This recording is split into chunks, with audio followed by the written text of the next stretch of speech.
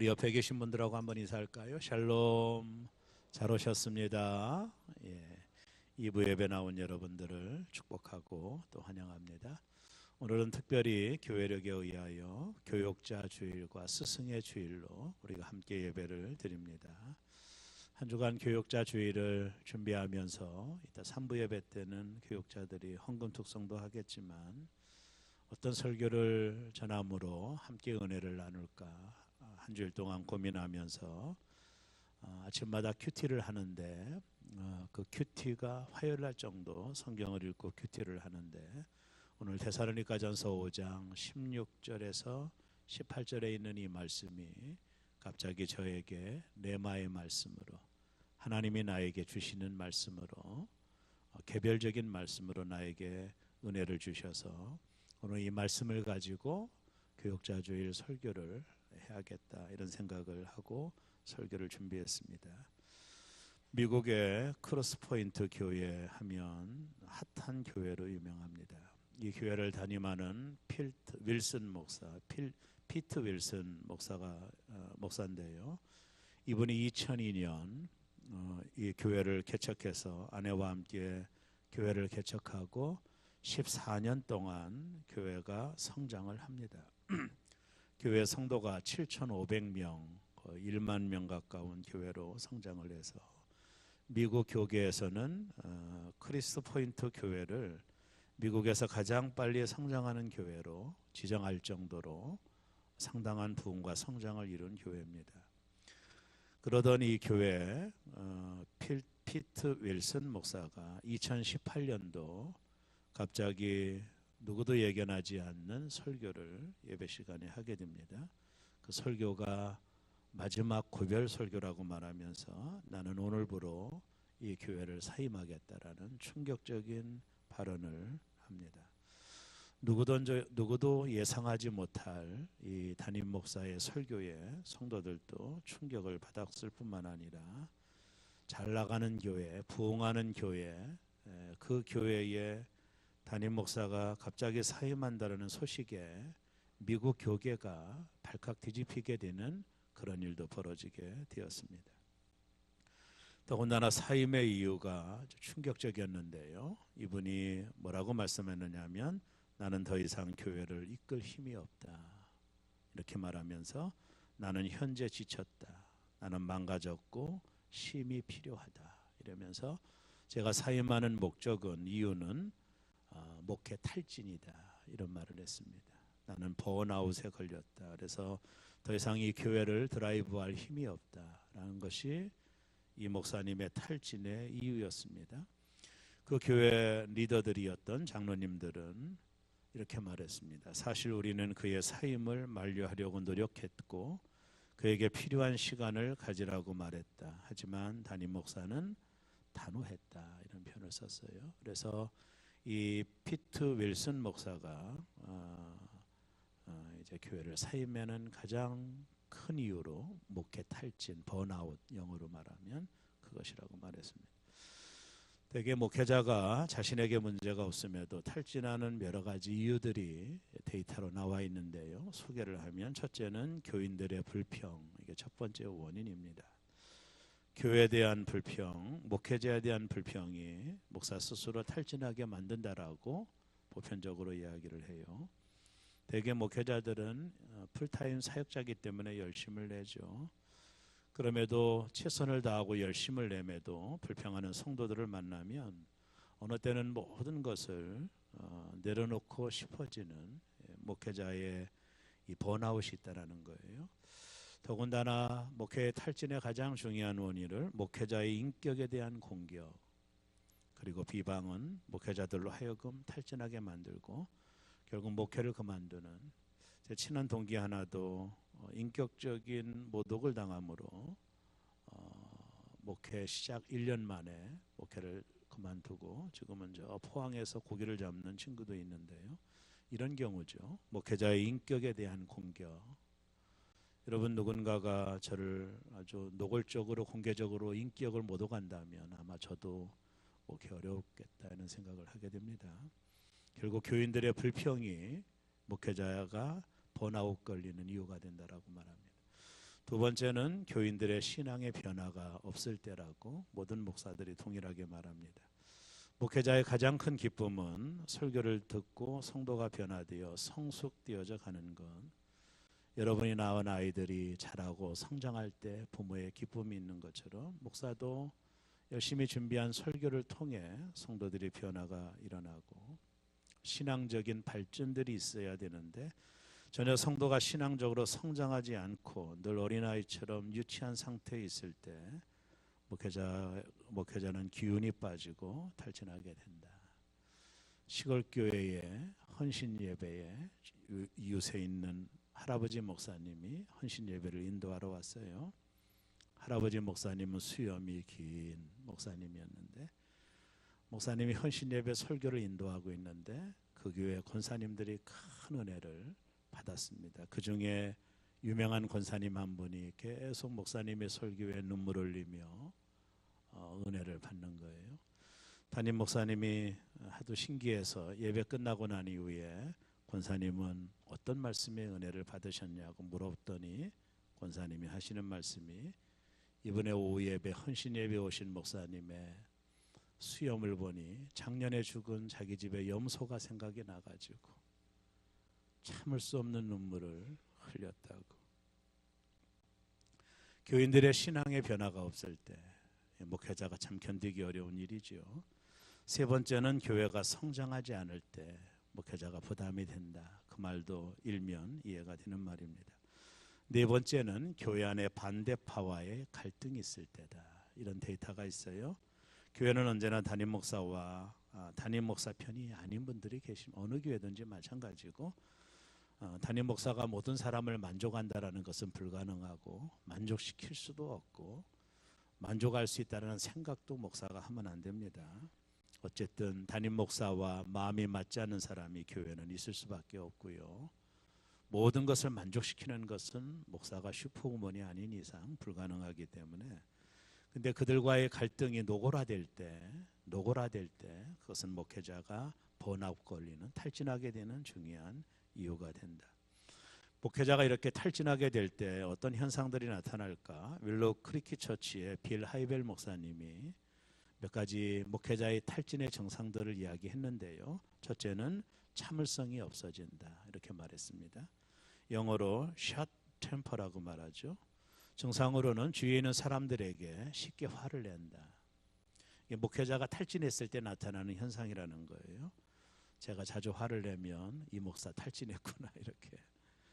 특히 교회에서 부교육자들에게 신경질을 내고 성도들에게 신경질 낼 수 없으니까 부교육자들에게 신경질을 내고 집에서는 사모나 자녀들에게 자주 화를 내면 목회자가 탈진에 걸린 중요한 이유가 증상이 그렇게 나타난다라는 것이죠. 두 번째는 만성 피로 현상이 나타난다 이렇게 말했어요. 항상 몸이 노곤하며 피곤하고 힘이 없고 의욕이 없어지고 아무것도 하고 싶지 않은 잠을 아무리 자도 개운하지 않는 현상들이 나타난다. 셋째는 목회를 그만두고 싶은 마음이 갈수록 강해진다 이렇게 말했습니다. 즉 당장 목회를 그만두고 싶어진다. 현실을 도피하고 싶기 때문이죠.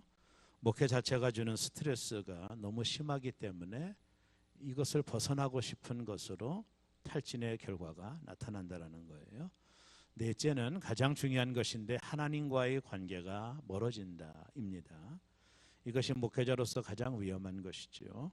여전히 기도하고 성경도 보고 설교 준비도 하지만 형식적입니다. 전혀 은혜가 없고 감동도 없고 그저 공허한 종교 행위에 불과하게 되는 것이죠. 빌 하이벨 목사님의 지적대로 목회자가 탈진했을 때 일어나는 여러 가지 일련의 일들을 제가 한번 정리하면서 내 자신을 한번 생각해 보았습니다. 나는 지금 어떤가? 새롭게 담임 목사로서 지금 나는 영적인 상태가 어떤 상태인가? 나에게는 이런 증상들이 없나? 라고 곰곰이 생각해 보니 저에게도 자유함이 없었다. 이런 현상들이 저에게도 최근에 일어났음을 솔직히 고백하게 되었습니다. 목사로서 하나님이 나에게 뭘 원하실까? 담임 목사로서 이 큰 교회를 이제 목회할 때 하나님이 나에게 원하시는 것이 뭘까? 정말로 교회가 성장하고 부흥하는 것을 하나님이 원하실까? 이런 생각을 하다가 저는 화요일 정도 이 큐티를 보다가 하나님이 나에게 원하는 것이 다른 데 있다라는 것을 하나님에게 음성을 들었습니다. 그것이 바로 오늘 본문에 나와 있는 말씀입니다. 데살로니가전서 5장 16절과 18절 이 말씀을 우리 함께 한 음성으로 말씀을 자막을 보여주시고요. 읽겠습니다. 시작. 항상 기뻐하라. 쉬지 말고 기도하라. 범사에 감사하라. 이것이 그리스도 예수 안에서 너희를 향하신 하나님의 뜻이니라. 저는 이 본문을 가지고 수많은 시간 설교를 했고 눈을 감아도 설교를 할 정도로 본문에 익숙한 내용입니다. 그러나 이 본문이 이번 한 주간만큼 저에게 개인적으로 깊이 들려온 말씀이 되었어요. 설교를 준비하기 위하여 이 말씀을 읽고 묵상했지만 이번 주만큼은 이게 나에게 개인적인 레마의 말씀으로 들려왔습니다. 하나님이 나를 향한 뜻이 계시구나 하는 것을 처음으로 참 무식하게 처음으로 깨닫게 되었습니다. 그것은 어떤 목회의 업적을 남기는 것도 교회가 크게 부흥하는 것도 아니라는 것. 저는 목사로서 교회가 부흥해야 하나님 기뻐하실 것이란 막연한 생각을 했습니다. 아니 솔직히 말하면 제가 능력이 있다라는 말을 더 듣고 싶었는지도 모릅니다. 성공한 목회자 그것을 바랬는지도 모릅니다. 그러나 오늘 말씀을 깊이 묵상하면서 나를 향한 하나님의 뜻이 다른 데 있다라는 것을 깨닫게 되었습니다. 하나님은 저에게 이번 주 내내 이렇게 말씀해 주셨습니다. 이 목사 항상 기뻐해. 이 목사 쉬지 말고 기도해. 이 목사 범사에 감사해. 이것이 그리스도 예수 안에서 이 목사를 향한 나의 뜻이야. 이것이 한 주일 동안 저에게 하나님이 주시는 귀한 메시지였습니다. 목회의 성공도 교회의 부흥도 그것은 2차적이라는 것을 깨닫게 되었고 하나님이 나를 향한 뜻이 있다는 것을 저는 처음으로 진솔하게 깨닫게 되었습니다. 하나님은 나를 향하여 이 목사 항상 기뻐했으면 좋겠어. 우울해하지 말고 이 목사 쉬지 말고 기도했으면 좋겠어. 이 목사 범사에 감사했으면 좋겠어. 이것이 이 목사를 향한 나의 뜻이야. 이것이 저에게 아주 깊이 다가온 한 주간의 말씀이었습니다. 오늘 이 말씀이 저에게도만 해당될까요? 그렇지 않을 것입니다. 우리 모든 성도들에게 이 말씀은 보편적으로 해당되는 말씀, 객관적으로 해당되는 말씀이라고 보고 제가 깨달은 은혜를 함께 나누기를 원합니다. 첫째는 항상 기뻐하라입니다. 저는 생각해 봤습니다. 이 문장을 써놓고 제가 이제 태블릿 PC에 노트로 설교를 쓰고 있는데요. 항상 기뻐하라 첫째 해놓고 한참 생각을 해봤습니다. 나는 지금 기쁨이 있나? 한번 물어봤습니다. 이 목사는 기쁜가? 기쁨이 있나? 아니 항상 기뻐하고 있나? 이 질문을 내 스스로에게 던지면서 저는 고개를 갸우뚱거렸어요. 왜냐하면 자신이 없었습니다. 최근 이런저런 스트레스로 몸이 그리 좋지 않기 때문입니다. 기뻐하기는커녕 마음이 우울해지기까지 하는 시간들이 저에게 있었기 때문에 항상 기뻐한다라고 하는 기뻐하라고 하는 이 하나님의 명령 앞에 저는 솔직히 예스라고 대답할 수가 없었습니다. 마이크 메이슨이라고 하는 사람이 쓴 예수는 믿는데 기쁨이 없어서라는 책이 있습니다. 저자는 오랜 시간 동안 경계성 우울증을 앓는 환자였어요. 쉽게 말하면 조금만 디프레션이 걸리면 우울증으로 가고 조금 좋은 일이 있으면 기쁨으로 가는 그 경계성에 자신의 감정이 있었던 사람이었습니다. 이 사람이 어느 날 하나님의 말씀의 설교를 듣고 은혜를 받고 항상 기뻐하라고 하는 이 말씀의 은혜를 받고 그가 90일 동안 무작정 기뻐하기로 작정을 하며 쓴 책입니다. 나는 이제 기쁨을 선택하리라. 90일 동안 인간이 어떤 일들을 추구할 때 90일이 되면 습관이 되는 그런 기간이기 때문에 나는 90일 동안 무작정 기뻐하리라 이렇게 작정을 하고 이 책을 쓰기 시작한 것입니다. 놀라운 것은 기쁨을 선택을 한 거예요. 어떤 상황 속에서도 나는 90일 동안만큼은 기뻐하기로 결정하리라 이렇게 생각하고 이 책을 쓰는 동안에 그는 자신에게 있었던 이 경계성 우울증이 어느 순간에 사라진 것을 보게 됩니다. 그리고 자신의 삶에 전에 느끼지 못했던 기쁨이 솟아나는 것을 그는 느끼면서 이 책을 쓰게 되고 마무리를 하게 됩니다. 저자는 이 책에서 기쁨은 근육과도 같다라고 하는 유명한 말을 합니다. 근육이 뭐예요? 쓰면 쓸수록 강해진다라는 것이죠. 그래서 저자는 성도는 기쁨을 배워야 된다. 참 귀한 책이라고 봐요. 기쁨은 배워야 되는 것이다. 어떻게 보면 우리가 항상 기뻐하라는 말씀을 들을 때 이런 오해를 합니다. 왜 이런 식이죠? 내가 요즘 기뻐할 기쁨이 있나? 목사님, 내가 기뻐할 일이 있어야 기뻐하죠. 제가 요즘 기뻐할 일이 없어요. 자식은 속썩이죠. 남편도 속썩이죠. 내가 하는 모든 일들이 잘 되지 않죠. 목사님, 사정을 모르시는군요. 제가 기뻐할 구석이 있어야 기뻐하죠. 이렇게 우리는 대답할 수 있어요. 그런데 보세요. 기쁨이 감정이라면 도대체 우리는 언제 기뻐한다는 겁니까? 이 험한 세상에서 기쁨이 감정이라면 기뻐할 수 없습니다. 우리의 삶은 냉탕과 온탕을 왔다 갔다 하는 목회자의 삶에 이것을 감정으로 기쁨을 받아들인다면 목회자가 언제 기뻐할 수 있겠어요? 불가능한 것이라고 생각을 합니다. 롤러스코터를 타는 이 세상 속에서 여러분이 기쁨을 감정으로 받아들인다면 도대체 언제 기뻐합니까? 기뻐할 수 없습니다. 그래서 기쁨은 감정이 아닙니다. 기뻐하는 것은 하나님의 뜻이며 중요한 것은 하나님의 명령입니다.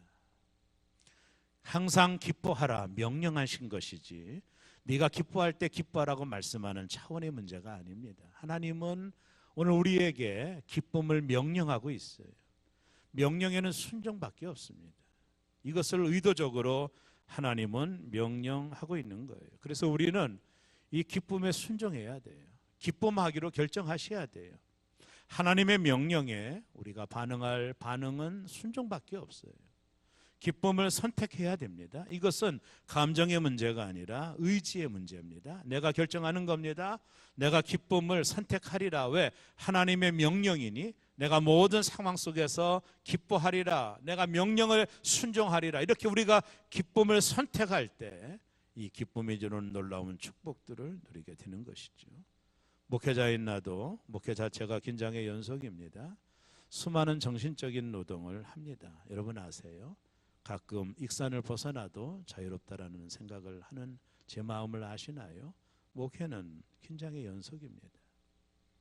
유리 상자 속에 있는 사람이 목사입니다. 그런 상황에서 기쁨을 의도적으로 찾는다라는 거, 기쁨이 감정이라며 그런 감정을 느낄 때까지 기다린다라고 하는 것은 평생 기쁨이 없다라는 것을 의미합니다. 여러분도 마찬가지입니다. 기쁨은 감정이 아닙니다. 이관의 시인의 사랑하고 죽으리라고 하는 시집에서 이브의 웃음이라는 제목의 시가 있습니다. 참 인상적이어서 한번 소개할게요. 꽃들이 웃지 않을 때 벌들의 숨통이 막히듯 이브가 웃지 않을 때 아담은 숨이 막힌다. 이브의 웃음은 아담의 하루를 여는 문. 하나님은 꽃과 여자에게 웃음을 주셨다. 이브가 웃음을 잃는 날 인류는 부부싸움을 시작했다. 누가 이브에게 태초에 이런 웃음을 찾아줄 것인가? 여러분의 밝은 기쁨의 웃음이 가족들과 이웃들에게 다시 살아나는 소망을 준다는 것이죠. 우리가 기뻐할 때 누군가에게 기쁨을 주죠.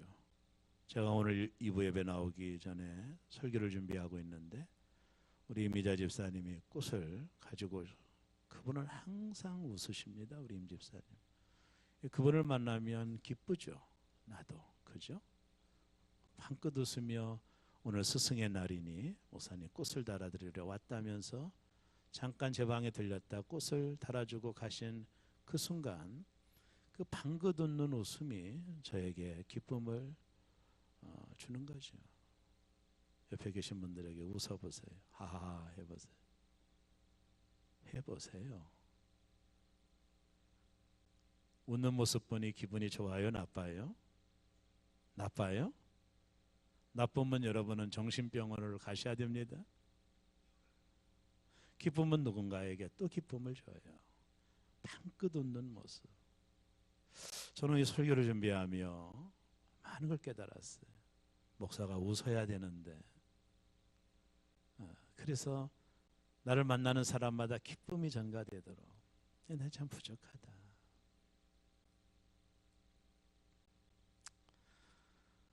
기쁨은 명령이구나. 이걸 참 많이 깨달았어요. 내가 기쁜 일이 있으면 기뻐야 이거 평생 기뻐할 수 없습니다. 그래서 하나님께서 항상 기뻐하라고 명령하셨구나. 의학적으로 보면 우리 몸에는 650개의 근육이 있다고 합니다. 얼굴에만 약 80여 개의 근육이 있대요. 이 중에서 웃을 때 몸 근육 231개와 얼굴 근육 15개 이상이 움직인다고 그러네요. 15초만 웃어도 12칼로리가 소모가 되고 수명이 2일 연장이 된답니다. 윗몸 일으키를 25번 한 것과 똑같은 운동 효과가 15초만 웃어도 나타난다는 것이죠. 15초만 웃어도 수명이 이틀이 연장이 돼요. 웃어보세요. 제가 이틀 연장시켜 드릴게요. 근데 전문가들이 웃을 때 세 가지 법칙이 있다고 그러네요. 또 하나는 뭔지 아세요? 크게 웃어라. 피식 웃으면 소용이 없대요. 또 이게 문제예요. 두 번째는 숨을 내쉬는 날숨으로 10초 이상 웃어라. 세 번째는 배가 아프도록 웃어라. 숨이 끊어지도록. 제가 이 생각을 하면서 내가 요즘 숨이 끊어지도록 웃어본 적이 있나? 없어요. 내가 보니까 숨이 끊어지도록 날숨을 가지고 웃어라. 15초 이상. 그러면 수명이 이틀 연장되더라. 저는 오늘부터 기쁨을 다시 훈련하려고 다짐을 하고 나왔습니다. 기쁨의 근육을 키워야겠구나. 우리 한번 영적 헬스클럽에 가입해 보시지 않겠습니까? 왜요? 그것이 저와 여러분을 향한 하나님의 뜻입니다. 이 목사 항상 기뻐해. 우리를 향한 하나님의 뜻은 기뻐하는 겁니다. 이것은 하나님의 명령입니다. 기뻐해. 누군가가 웃으면 기쁘죠. 왜 아이들 보세요. 사람이 연세가 드실수록 웃음이 없어진다고 그러잖아요. 그래서 죽는다고 그러더라고요. 어떤 책에 보니까. 여러분 아이들은 아무것도 아닌데 방긋방긋 웃어요. 아이들을 좋아하는 이유가 뭡니까? 아이들이 언제나 웃기 때문이에요. 그 품속에 있는 아이가 어느 날 엄마를 향하여 방긋 웃는 그 웃음 상상되세요? 가까운 교회 목사님이 핸드폰에 손자 사진을 메인 화면에다가 놨어요. 그래서 참 망령이다 이랬더니 뭐라고 하냐면 이 목사도 손자 나보면 알아 이 마음을 봐도 또 보고 싶어 이러더라고요. 근데 저는 아직까지 모르겠더라고요. 왜 그러는지. 물론 뭐 경험할 수 있겠죠. 그 아이들이 그 빵긋 웃는 웃음이 그 가식 없는 웃음 말이죠. 여러분 그것을 볼 때 얼마나 우리 안에 에너지가 솟아나요. 그래서 아이들 좋아하는 거거든요. 그 빵긋 웃는 웃음이 여러분의 웃음이 여러분의 가정을 깨우는 것 같아요. 목사의 웃음이 교회 전체의 분위기를 만들지 않나 이런 생각을 한 주간 했어요. 비 오는 날 웃으면 좀 이상하겠지만 그래도 언제나 웃을 수 있다면 우리 서로 만날 때 빵긋 웃기를 주의 이름으로 축복합니다. 그러면 그 보는 사람이 너무 기쁜 거예요. 심울하고 우울하면 얼굴이 진상이면 보기 싫은 거예요. 그게 웃어야죠. 웃음은 항상 기뻐하라는 하나님 명령이라는. 두 번째, 하나님 명령이 쉬지 말고 기도하라. 이 하나님 명령이래요. 누가 이렇게 할 수 있을까요? 어떤 분은 말합니다. 목사님 기도 2분만 하면 할 말이 없어요. 어떻게 쉬지 말고 기도할 수 있겠어? 이렇게 말할 수 있는데 동감이 있게요. 충분히 공감이 가요. 정말 쉬지 말고 기도할 수 있을까? 이것이 가능할까? 기도원에 들어가지 않는 한 쉬지 말고 기도한다라는 것이 불가능한 것처럼 느껴져요. 맞아요. 근데 우리가 기도해야 될 이유를 알면 좀 틀려져요. 또 왜 우리가 기도해야 될까요?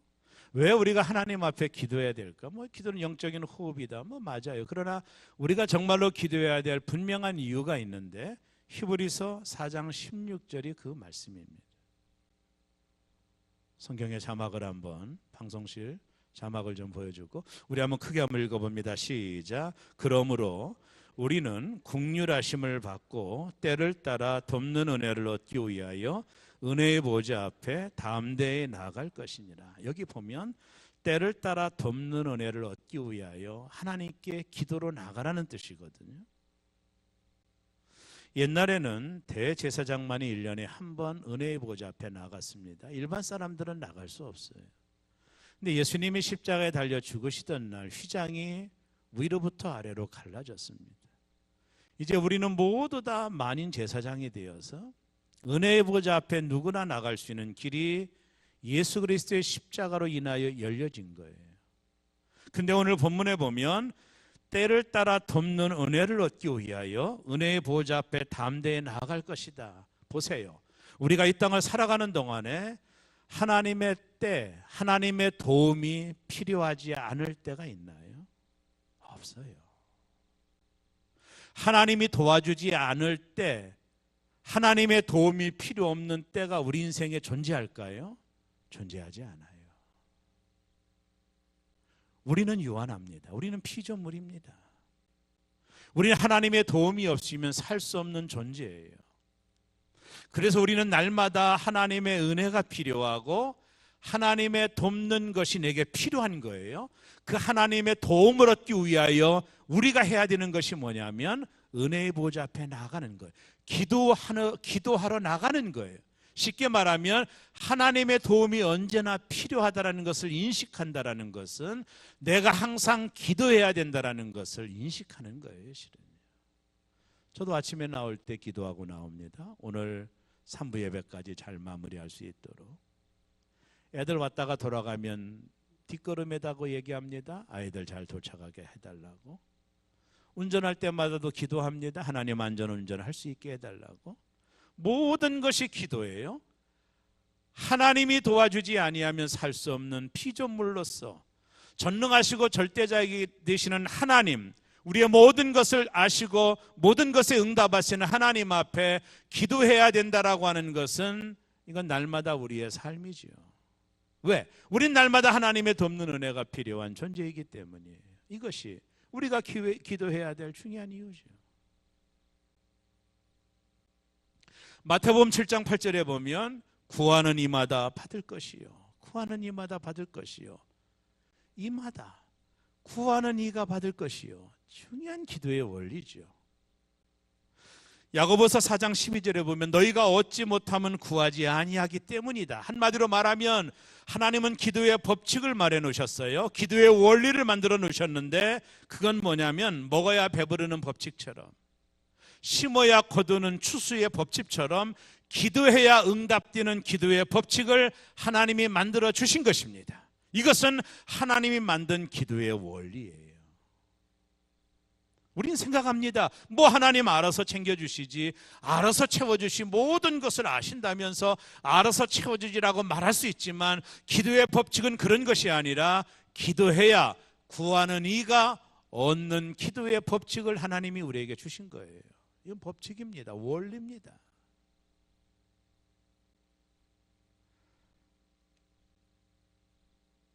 우리가 하나님이 모든 것을 책임져 주시기 때문에 기도하지 않는다라고 하는 것은 이건 어불성설입니다. 기도가 필요 없다라고 하는 것은 그것은 합당한 이유가 되지 않아요. 하나님 모든 것을 알아서 다 해주심에도 불구하고 기도할 것이 무엇이 있겠는가 말하는 것도 문제예요. 기도해야 주십니다. 그래야 그분이 나의 아버지이심을 깨닫게 되기 때문입니다. 기도해야 주시는 이유는 그분이 창조자라는 것을 우리로 하여금 알게 하기 위함입니다. 그분 앞에 모든 것을 허락하실 때만이 얻을 수 있다는 것을 알게 하고, 우리가 기도하는 것은 그분이 창조자여 나는 피조물이라는 것을 인정하는 영적인 태도인 것입니다. 기도가 없다는 것은 내가 하나님 되어 내 마음대로 내 인생을 살아간다라고 하는 나의 항변이기 때문에, 기도하지 않는 것은 크나큰 교만이요 죄가 되는 것이지요. 저는 목사로서 나는 정말 쉬지 않고 기도하고 있나. 안서 받던 날 한 목사님이 주신 책이 기억납니다. 찰스 스펄전 목사님이 쓰신 책인데 목회자 후보생들에게라는 책입니다. 이 책에 보면 이런 말이 나옵니다.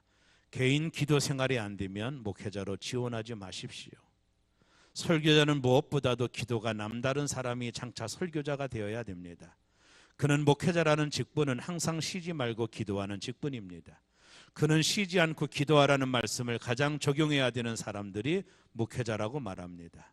목회자도 일반 성도처럼 똑같이 시험을 받으며 오히려 목회자이기 때문에 더 큰 시험이 있다는 것입니다. 이처럼 목회자가 당하는 시험, 고난, 어려운 모든 일들을 오직 기도로 극복할 수 있다고 그는 말합니다. 그리고 성도와의 관계가 얼마나 어려웠습니까? 그 문제도 기도로 극복할 수 있다라고 찰스 스펄전 목사님은 말합니다. 어찌 보면 쉬지 말고 기도하라는 명령에 가장 먼저 순종해야 될 자들은 저 같은 목회자가 아닌가 생각합니다. 그래서 목회자들이 기도 시간을 소홀히 할 때, 부교육자들의 그런 모습이 보일 때는 가슴이 안타깝고 가끔 잔소리도 하게 됩니다.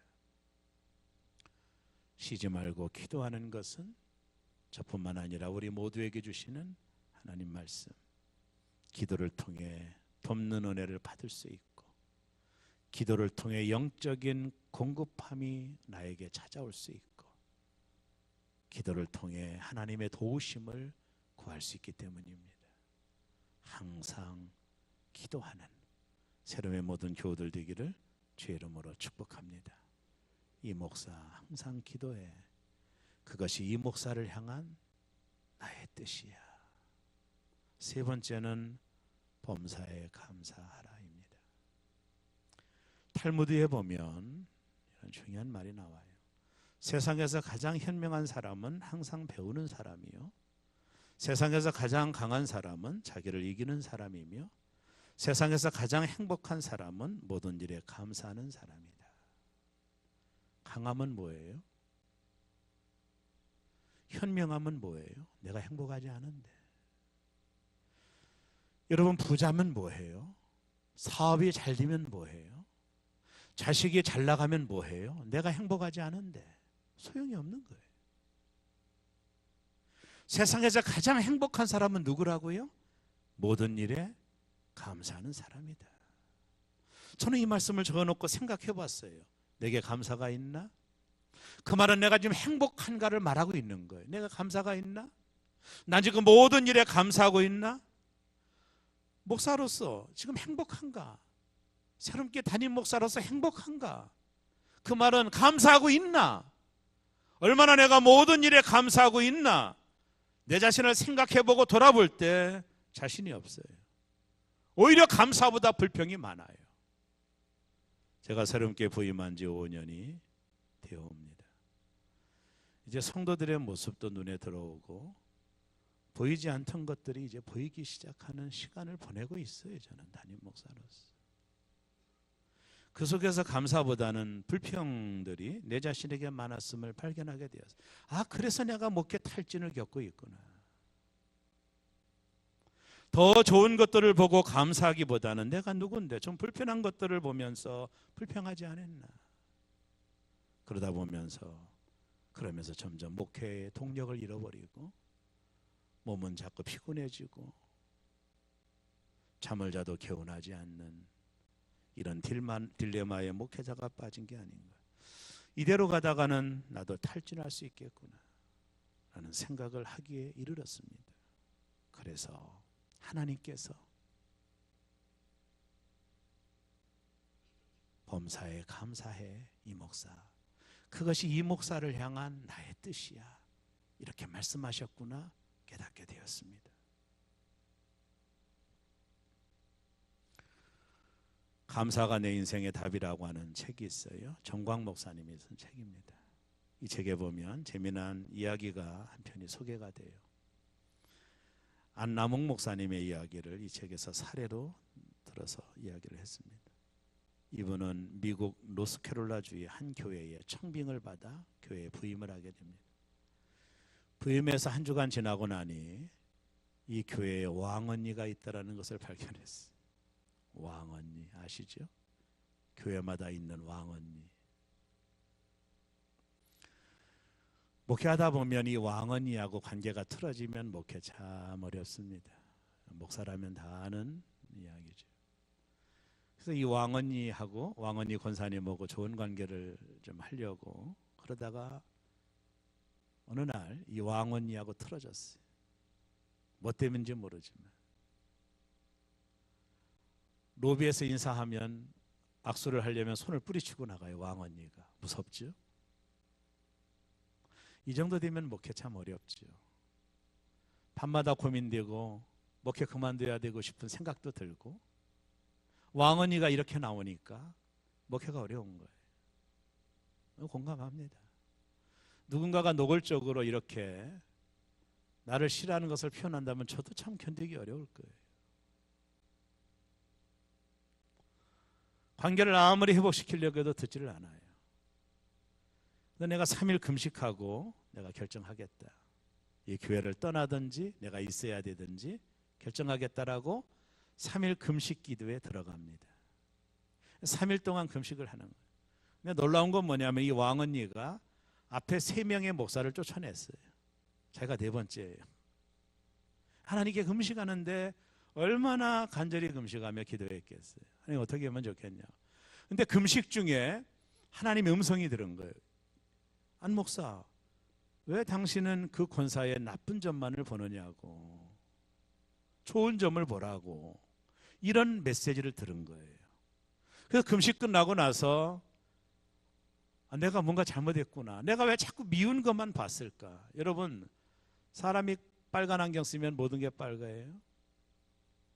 미워하면 모든 게 미워요. 주는 것도 없이 미워요. 어떤 안경을 쓰느냐가 문제거든요. 그렇게 닫고 나서 내가 이 왕언니가 나에게 얼마나 고마운 사람인가를 내가 한번 써버리라. 내가 100가지를 써버리라. 그러고 나서 금식기도 끝나고 집에 와가지고 이 왕언니의 100가지 고마운 점을 쓰기 시작했대요. 2개 쓰니까 쓸 말이 없다니까. 얼마나 미워했으면. 또 쥐어짜듯 썼대요. 그랬더니 50개가 나오더래요. 50개가. 근데 하나님께서 더 쓰라고 하는 것 같아서 막 쥐어짜듯 짜고 짜고 짜내고 그랬더니 100개가 나오더래요. 100개가. 왕언니에 대한 감사가 100개가 나오더래요. 그걸 이거 써가지고 왕언니에게 전달해 줘야 되는데 무서워서 못 가더래요. 왕언니한테 무서워서 갈 수가 없고 또 거절감에 대한 상처를 받을까 못 가고 있다가 미국은 이렇게 우체통이 마당 밖에 있잖아요.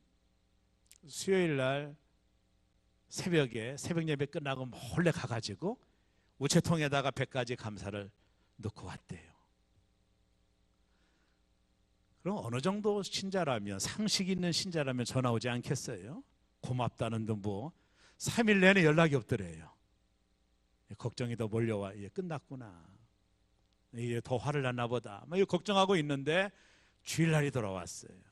로비에서 오는 성도들을 맞이하기 위해 인사하는데 저 왕언니 권사님이 저쪽에서 차를 내리더니 두 손을 양팔을 벌리더니 100m 속도로 뛰어오더니 눈물 콧물을 흘리며 뛰어오더니 목사님을 끼안고, 목사님이 사람이냐고, 내가 목사님을 미워했고 4번째 목사를 쫓아내려고 했는데 100가지 감사가 뭐냐고, 목사님 내가 그거 받으면서 너무 은혜를 받았다고 막 통곡하며 눈물을 흘리며 회복이 돼요. 실제 있었던. 저는 이야기를 들으면서 제가 새로운 교회 담임 목사로서 내가 감사를 한번 적어보자고 한 주간 적었어요. 100가지가 넘어요. 100가지가. 더 쓰면 더 쓰겠어요. 근데 내가 왜 불평하고 있었을까? 100가지가 넘는데 왜 불평하고 있었을까?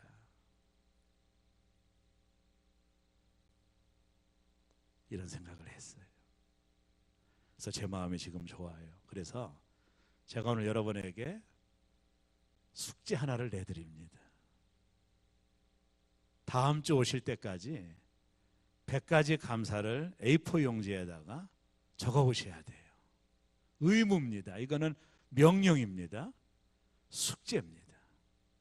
아니 뭐 안 적어와도 좋아요. 뭐 그냥 적어오실 수 있는 만 적어오되 적어오시는 분에게는 소정의 상품이 있습니다.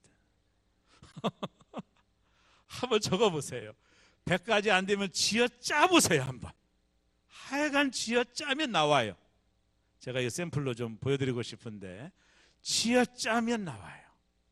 한번 한 주간 동안 100가지 감사를 꼭 적어오셔서 다음 주에 꼭 제출해 주시면 제가 소정의 선물을 드리도록 하겠습니다. 디모데전서 4장 4절에 보면 하나님께서 지으신 모든 것이 선함에 감사함으로 받으면 버릴 것이 없나니. 고난도 감사로 받으면 버릴 것이 없나니. 모든 것이 선함에 하나님이 선하시니까 감사함으로 받으면 버릴 것이 없나니. 유진 피터슨 목사님이 그의 이야기 성경이라는 책에서 이렇게 이 성경을 말했습니다. 항상 기뻐하라. 쉬지 말고 기도하라. 범사에 감사하라.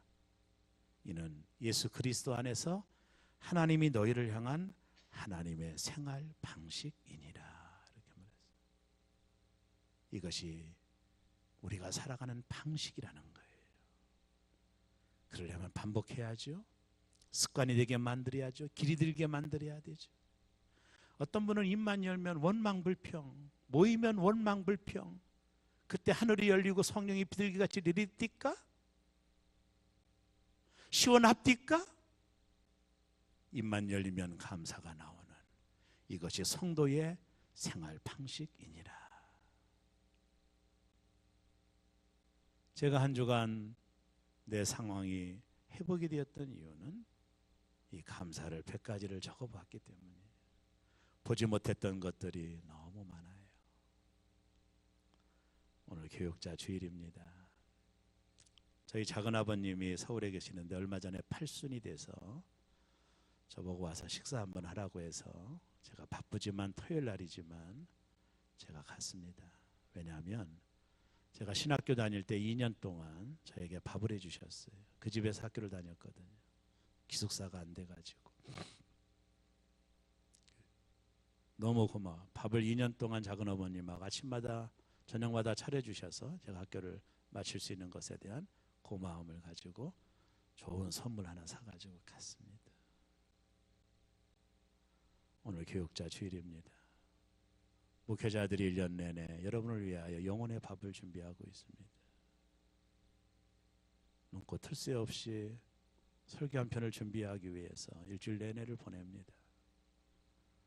밥을 드셨죠? 조금이나마 목회자들의 고마움을 기억해 주셨으면 좋겠습니다. 오늘 저는 이 말씀이 나에게 주시는 말씀으로 다가왔습니다. 이 목사 항상 기뻐해. 쉬지 말고 기도해. 범사에 감사.